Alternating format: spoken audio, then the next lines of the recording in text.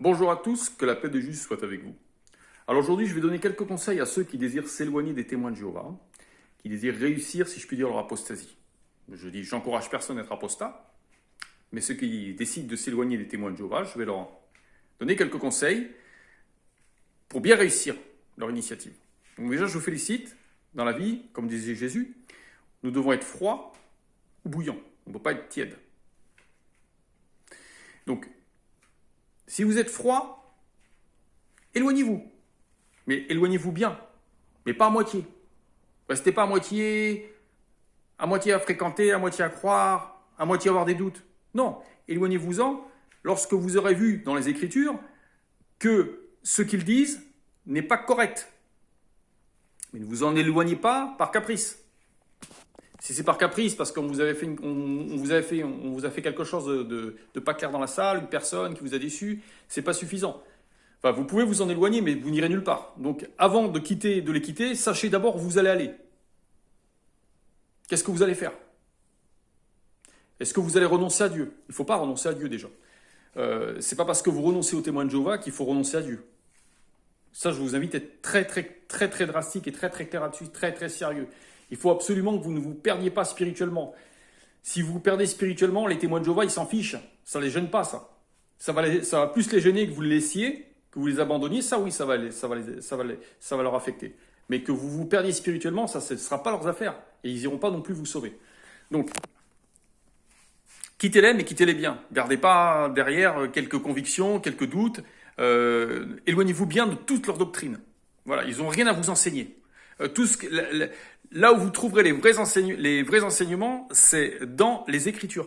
C'est dans la parole de Dieu, dans les évangiles, etc. Même dans les écritures hébraïques, vous trouverez une montagne d'informations où c'est écrit textuellement toutes les choses que vous devez croire, toutes les choses que vous devez faire. Deuxième erreur à pas commettre, c'est de quitter les témoins de Jéhovah, qui sont entre guillemets des guides spirituels, mais qui n'ont pas des guides spirituels. Ne tombez pas après dans le giron d'autres guides spirituels. Ne tombez pas dans une autre religion. Ne revenez pas à une autre religion. C'est absurde. Parce que automatiquement, si vous allez dans une autre organisation religieuse, vous allez devoir vous plier à d'autres doctrines. C'est pas ce qu'on vous demande. On vous demande pas de suivre des doctrines d'hommes. On vous demande de suivre le Christ. On peut pas transiger là-dessus. Certains vont vous dire, oui, mais il faut se réunir, le peuple de Dieu se réunissait, il faut se réunir. Oui, il faut se réunir. Réunissez-vous entre disciples du Christ. Une fois que vous serez disciples du Christ et que vous trouverez d'autres disciples du Christ, réunissez-vous. Mais réunissez-vous en parlant des Écritures. Ne vous réunissez pas en disant qu'il y en a un qui a son avis sur la question, qu'il y a l'autre à côté qui a son autre avis sur la question. Non, il n'y a pas besoin d'avoir d'avis.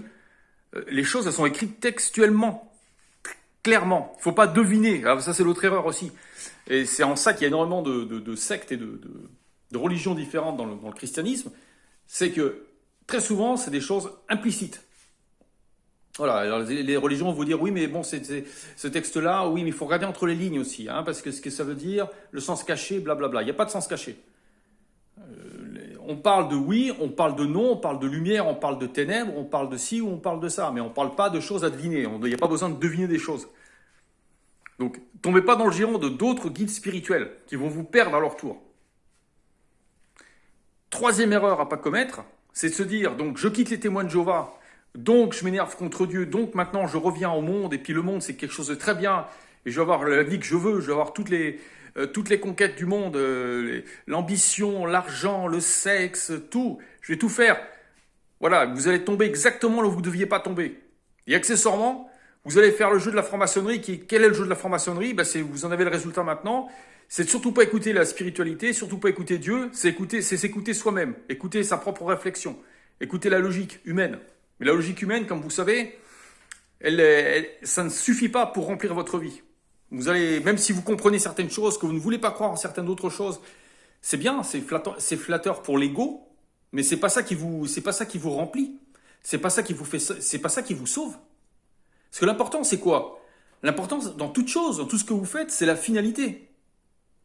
C'est la finalité. C'est pas ce que vous allez faire en chemin. C'est la finalité. Donc, la finalité de la vie, c'est quoi? C'est ça la question qu'il faut se poser. Si les francs-maçons vous disent, oui, non, mais la finalité de la vie, c'est de profiter du jour le jour. Oui, faites-le. Faites-le si vous voulez. Maintenant, moi, je pense que la finalité de la vie, c'est arriver au royaume de Dieu. C'est qu'à la fin, on sera tous jugés, tous, même les francs-maçons, même ceux qui veulent pas y croire, ils seront quand même jugés, même s'ils veulent pas y croire, ça, c'est pas un problème. Et malheureusement, ces gens-là, pour ne pas avoir voulu y croire, et pour s'être mis eux-mêmes au-dessus de Dieu, il est bien entendu qu'ils ne seront pas admis au royaume de Dieu. Bon. Alors maintenant, moi je dis, c'est soit l'enfer, soit le royaume de Dieu. Bon, certains me disent que l'enfer n'existe pas. Bon, moi je dis d'accord, hein, mais c'est le seul exemple qu'ils ont, c'est Ecclésiaste. Voilà, ils tirent leur exemple de ce qui est écrit en Ecclésiaste, où il n'y a ni entreprise, ni pensée, ni nana dans le monde des morts. Je suis d'accord, mais Jésus a quand même été très clair en parlant de cris, de grincements de dents. Dans l'Apocalypse, on a une notion de tourment éternel. Ben, moi, c'est pas que je suis un fanatique de l'enfer. C'est pas ça, mais je tiens quand même à vous prévenir. C'est quand même légitime que j'essaye de prévenir. Les témoins de Jéhovah vous disent non, vous risquez rien, vous serez juste tués, vous mourrez juste. Oui, mais il faut voir aussi ce qu'il y a derrière, ce qui est écrit. Ce qui est écrit, c'est hyper important. Vous pouvez pas faire croire aux gens que quoi qu'ils fassent sur cette terre, il leur arrivera rien. Il faut les prévenir, les gens. Les tourments éternels, ils seront tourmentés devant l'agneau. Ils seront tourmentés devant l'agneau. Mais ça, c'est dans l'Apocalypse. C'est pas moi qui le dis. Donc, bon, voilà, c'est des choses comme ça. Donc, si vous quittez les témoins de Jéhovah, ne menez pas pour autant une vie dissolue. Essayez de faire mieux. Essayez de vous transcender. Mais ne revenez pas en arrière. Parce que ça sert à quoi de vous éloigner du mauvais, si vous estimez que c'est mauvais, et faire pire? C'est la question qu'il faut se poser. Donc, si vous décidez d'être un apostat, soyez un bon apostat. Un apostat qui devient apostat parce que il a découvert qu'il fallait faire les choses différemment.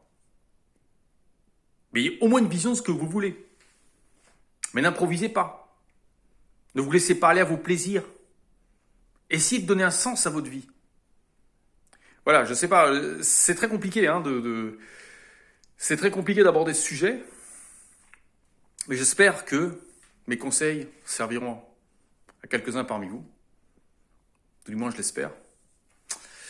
Voilà, je vous aime tous. Je vous dis à très bientôt pour une nouvelle vidéo. Je sais pas, quelquefois, je me dis est-ce que ça vaut le coup de faire des vidéos? Parce que j'ai pas non plus besoin de me montrer comme ça sans arrêt. Hein. Je suis pas ici pour devenir une célébrité ni rien. Mais j'éprouve le besoin de parler pour aider. Voilà, c'est ça. Bien, je vous aime tous. Je vous dis à très bientôt alors. Au revoir.